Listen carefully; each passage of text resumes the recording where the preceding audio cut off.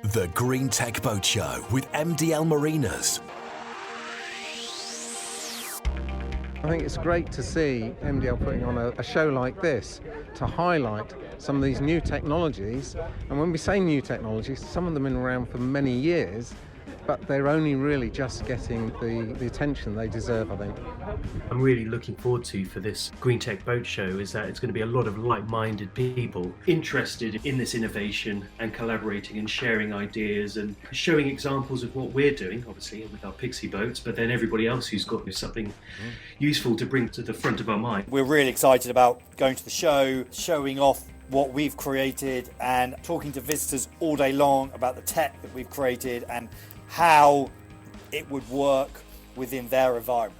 What you've put together is exactly what the industry needs. We need open platforms, we need the networking, we need people to work together and share ideas and share the vision for what is a sustainable future for boating. A lot of the innovators and originators, I think, are going to be at this boat show, which I'm really excited about because there's going to be so many good ideas flying about. MDL has a passion around the environment and how we clean up and make marinas more sustainable, and electric boating is very much their focus. We're really excited about showing off what we've created and talking to visitors all day long about how it would work within their environment.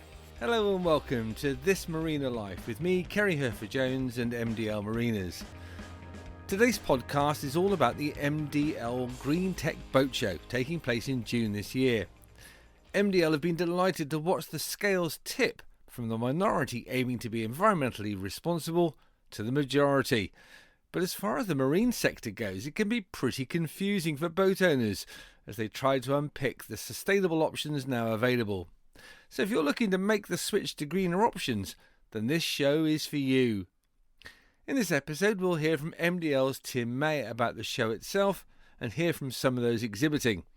Plus, you'll hear from some of the boat owners that came along last year who told me why they thought it was a show well worth getting their hands on a ticket or two.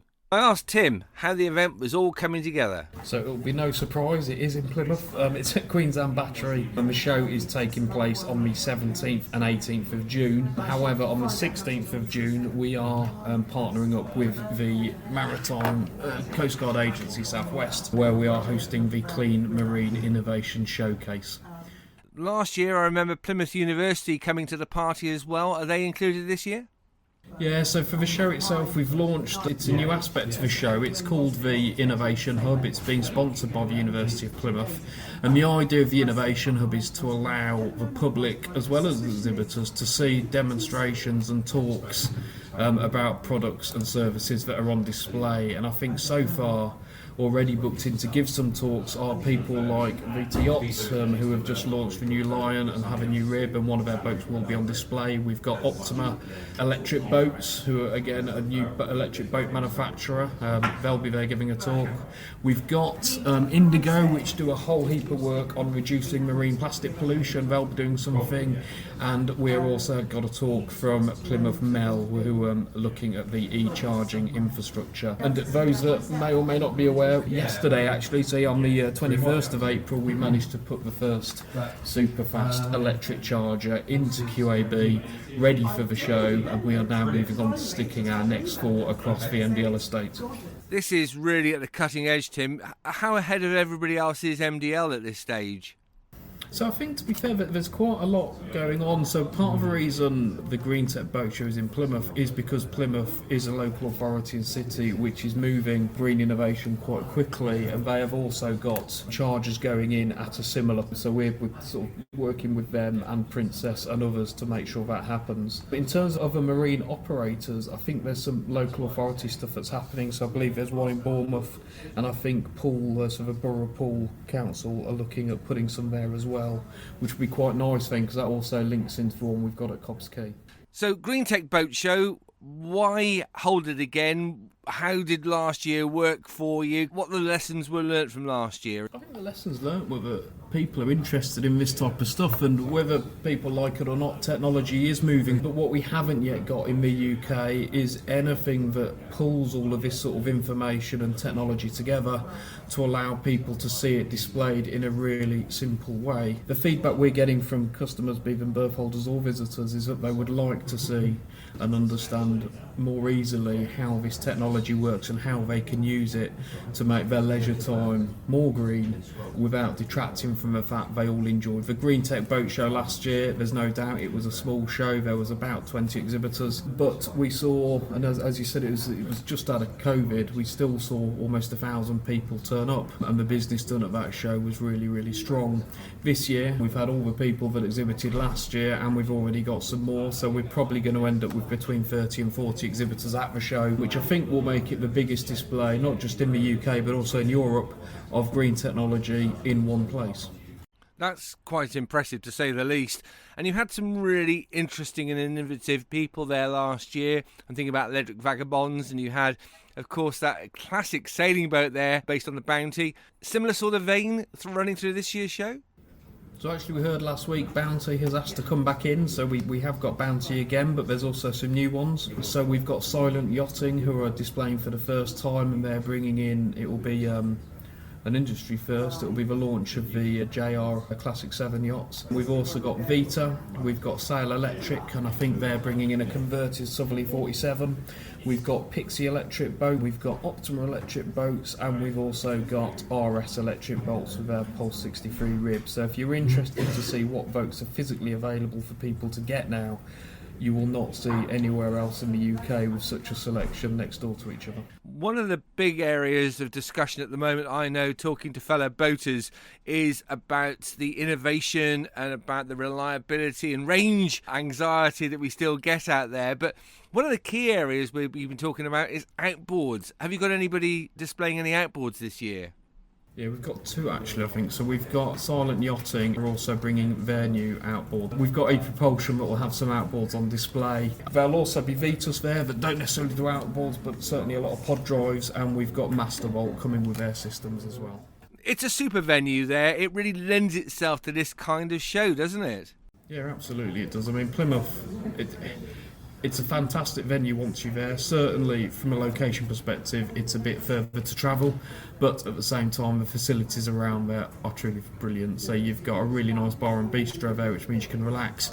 You've also got one of the UK's first eco gyms, which is MDL Fitness. So that's a gym on the site where essentially all the CV takes the kinetic energy which users produce and turns it into utility grade electricity. I always think that's just amazing. I mean, I could see you and I in there for a few hours, Tim, doing our bit for the green community. Well, I think I'm actually in there Monday morning, to be fair. I think I'll be there 8 o'clock Monday morning, because I've got a meeting with Plymouth on Monday. So yeah, we tend to get there whenever we can. I was going to say then I'll meet you in the bar, but I think that's probably a different connotation these days. Well, it is, but the good news is the bar is next door to the gym, so it works well for everyone. Okay, let's remind ourselves on getting access to there, and more importantly, the tickets. Really easy. You can just go to mdlmarinas.co.uk, click boat shows in the top nav, and you'll see ticket for the Green Tech Boat Show. If you click on there, you can go and apply for a free ticket, and at the moment we've had about 400 tickets have already gone, and we think we're going to see around about 1,500 to 2,000 people over the course of the Friday and the Saturday. Absolutely brilliant, Tim. Really looking forward to it. I genuinely mean this. It was a fantastic show last year, and clearly you're getting traction, and these things are a slow burn sometimes, aren't they? This show is only ever going to grow, and I think looking into the future we'll probably end up doing a couple of them, so we might bring something up into the more Midland or London type area as sort of a precursor to doing the main show. But I think as the years go by, the show is just going to keep going and keep going. There's some really good brands in there this year. I mean, we haven't mentioned all of them, but there's also people like Open Art Marine who do some really good marine energy systems. There's Vulcan Industries that actually do all the components that make some of those systems, so this really does encompass the whole green technology ecosystem, so there will be something for anyone be that a sailor that's just looking at some minor works, or be it a power boat that wants to know how they can do stuff. And one of the exciting bits that we're beginning to talk about this year is this point on how you recycle boats, so how we recycle the fiberglass hulls, etc. And on the 16th of June, on the Thursday, as part of the Clean Marine Innovation Showcase, there's going to be a whole heap of work being done with government researchers and businesses looking at how we do move into that area. And there's a couple of businesses that are now being set up to allow us to look at how we break boats down, which means we'll have a much less negative impact on the environment. So it's all win-win for everybody. Let's now talk to some of the exhibitors already booked in for the Green Tech Boat Show this year. First up is Charlie Hall from Pixie Electric Boats, and I asked him, why should boat owners now be looking at the difference between electric boats and fossil fuelled ones?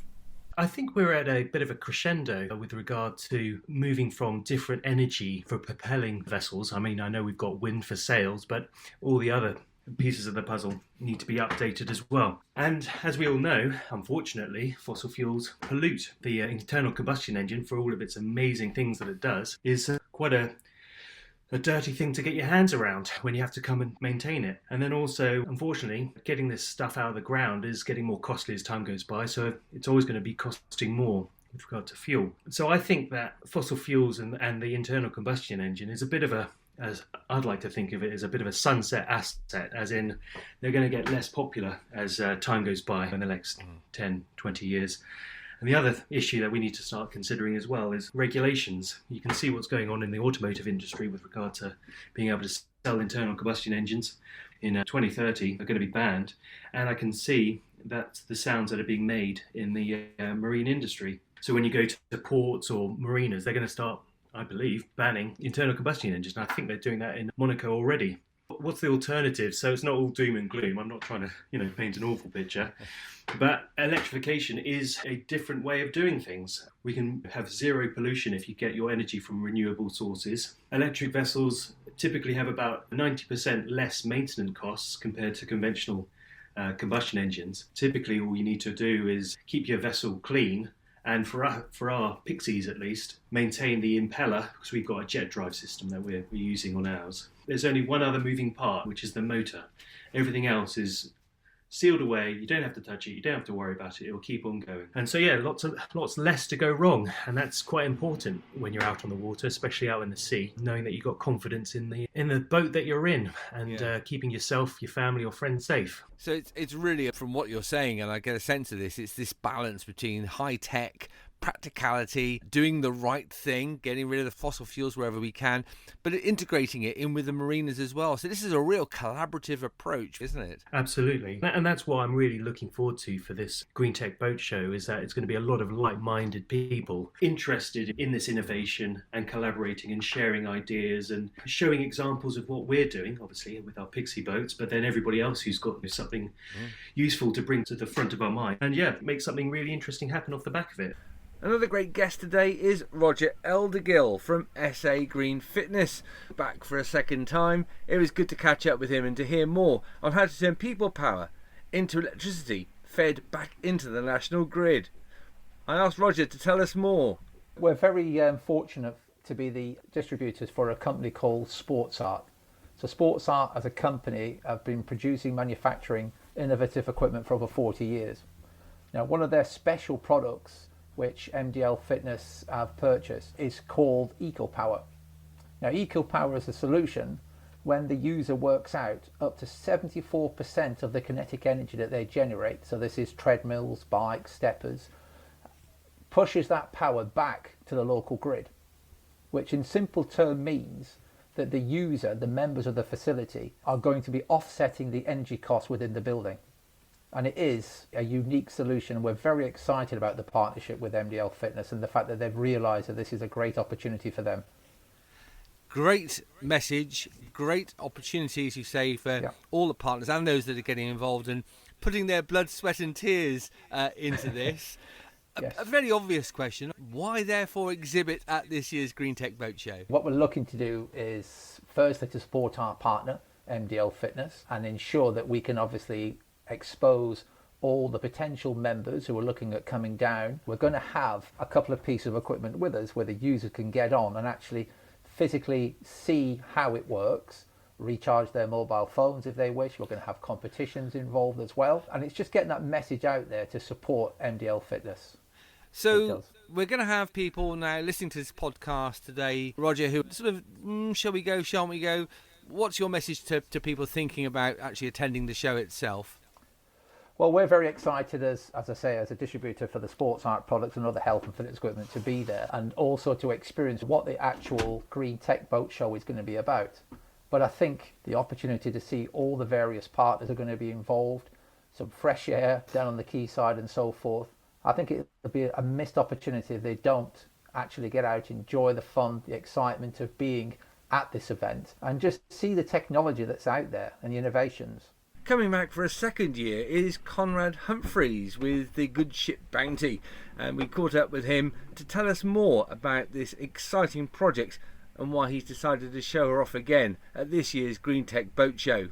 2 years ago, I spent quite a bit of time researching how I would convert Bounty, the boat that we used for the mutiny voyage, and I wanted to put an engine in the boat so I could do more with schools, more educational things. And when I started to research, the options, it was very clear to me that I should go down the route of putting an electric motor in the boat. Yeah. And at that stage, this is still relatively new in terms of the marine world. We're seeing obviously a huge ramp up of technology, but even 2 years ago, the options were fairly limited, particularly for an 18th century lugger. You don't think 18th century lugger electric, the two just don't really sit together, do they? They don't. And but I did manage to find a supplier in Lynch Motors up in Honiton who make a really nice 8 kilowatt motor. Then I just had to sort of piece the other bits together, the drive train and the propeller. And in fact, the boat went back up to Mark Edwards, the original builder, and he put a prop shaft through the skinny bit of the keel, bored that hole through there. I didn't fancy undertaking that particular job. But I did the whole fit out. And in fact, some of the questions around the time were, should we be using lithium-ion batteries?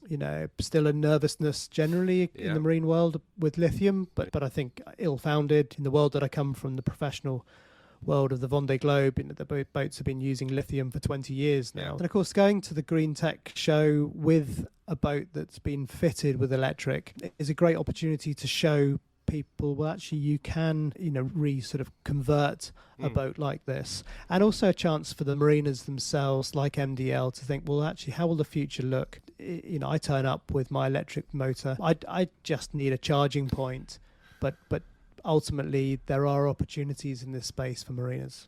Also joining me for this show is Sarah Fear, the Project and Knowledge Exchange Manager from Plymouth University. She's leading on Plymouth's Marine e-Charging Living Lab project, installing electric infrastructure across Plymouth Sound to support electric vessels. I started by asking her how the Living Lab project was being funded. The university obviously gets a whole range of different governmental funding for courses and student academic-led activities, but also we seek external funding and grants to support projects. So the project we're going to be talking about was supported via Department of Transport via Innovate UK. Why? That's a very good question. So UK government has a clean maritime agenda and a plan moving forward for 2050. Beneath that, they set out a whole range of activities around decarbonising the maritime sector as a whole. And the response to that is, well, to support the industry in the sector to move to net zero carbon, there needs to be some funding for research and development and concepts and feasibility studies. So the Department of Transport put up the £23 million last. That's what we bid into, and that supported what is the MEL project, which is the Marine E-Charging Living Lab. It's quite a mighty, big, meaty subject, isn't it? Significant, actually, yes. If you look at the vehicle sector and land-based activities, the shift has been happening for quite a few years now, and there is a push and the drivers there from government with regard to taxes, regulations, etc. But for the maritime sector, it hasn't been quite the same. But this is now a real direction of travel from the government to say the whole sector does need to also catch up and make this shift. and in a lot of ways it's slightly more complex for the maritime sector than it is other sectors. So it's just trying to enable that from different angles, bearing in mind you've got people going out, with jet skis and two-stroke engines, on the back of their ribs, and then you've got a large cargo ferry or a large passenger commercial ferry, and those two and everything in between with fishing and commercial and leisure, they're all different parts of the sector. So just trying to find ways to support different elements of those moving forward. Yeah, I mean, I do get the impression it's a bit of marginal gains. Little tiny marginal gains across a big sector could actually make a significant difference. Yeah, definitely that. I think from one of the aspects at University of Plymouth we've been looking at is you've got very large ports around the UK's coast, and those ports in their own right can say we're going to make this big step change. However, you've got hundreds of small marinas, harbours, waterways inland as well, and we're sort of coming at it from that angle to say let's look at the masses rather than the scale. So if we can make and support the shift change for hundreds of vessels to alternative propulsion, that has a really positive impact, and also a positive impact for the immediate environment and local area where that shift change is happening. Yeah. And you're talking to us today. Our studio is actually on a sailing boat, so I can feel a little bit smug that we use sail power for some of our movement through the water. But the important thing is that green technologies, lithium batteries, all becoming of age, and actually they are viable alternatives. Yeah, definitely. Across the whole industry and internationally, I think there's a great recognition that if people want to make that step change, there are options now available. It's no longer blue sky thinking. There's real companies working across the UK and in Europe and internationally on developing products that can support businesses or personal owners to change their vessel and move it forward and say let's move away from diesel engine and diesel propulsion and generators that are powered by diesel. And there's lots of different options. From a university perspective, we've been mainly at the moment focusing on electrification and the shoreside infrastructure that goes alongside that electrification, but there are other options around hydrogen or ammonia as well that are being tested and brought to the market via a number of routes. So we've got the Green Tech Boat Show coming up in your hometown. That was a bit of a result, wasn't it? It's perfect. We supported it last year and we had a joint stand with Maritime UK Southwest. We were really pleased at the general atmosphere around the exhibitions and the whole event last year, and the forward thinking of all the stands and exhibitors and the interest from the public and the attendees.